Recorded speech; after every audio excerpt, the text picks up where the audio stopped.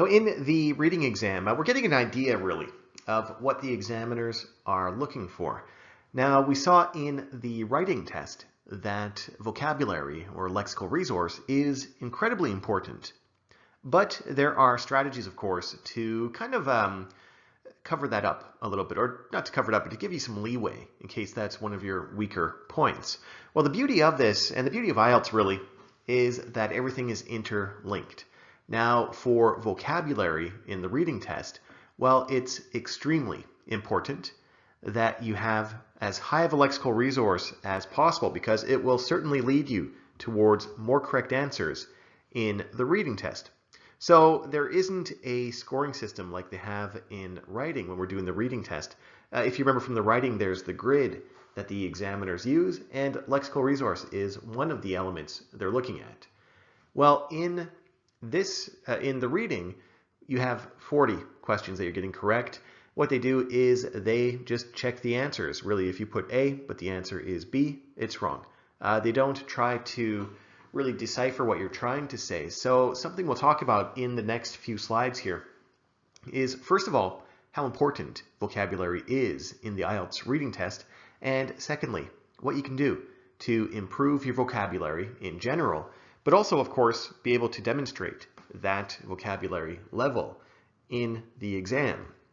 All right, so of course, what we need to do is really demonstrate a very thorough understanding of paraphrasing, of using synonyms, and of using antonyms. Now, as you get more in depth in the reading test, you need to really look beyond those words. So the words presented to you, you need to see things in context. And that is definitely something we're going to talk about in this lesson. Though, of course, you're going to be able to do this once you work through all those exam simulations. Now, this ability is really incredibly important. You can have somebody who is, of course, a native, perfect speaker of English, who doesn't understand the exam and gets a lower score.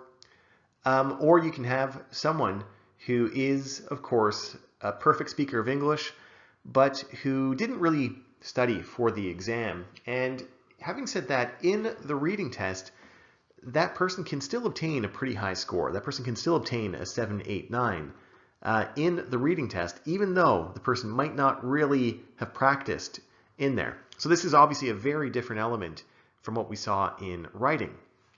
In writing, we saw that even if you are a perfect native speaker, really there are so many traps that can play a role in lowering your score.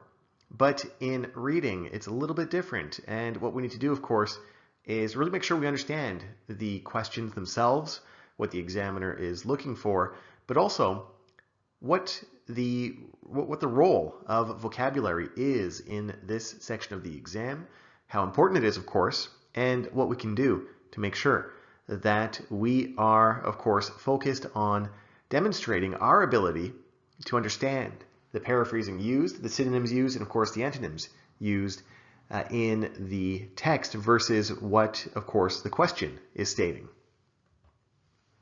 Now, for vocabulary, there's no magical words to use or to understand or anything like that. You really need to have that foundation of English knowledge all across the exam, of course. For all of you, you are at an intermediate level already. You're at an advanced level already in your English ability. So on our side, what we do, of course, is really focus on exam techniques. Though in this little section here, we're going to see that even though you have an intermediate level of English, and even though, of course, we're really focusing on the exam itself and making sure you get as high of a score as possible, it doesn't mean that you can't improve your English. So we'll certainly talk about some ways for you to improve your vocabulary in the reading test.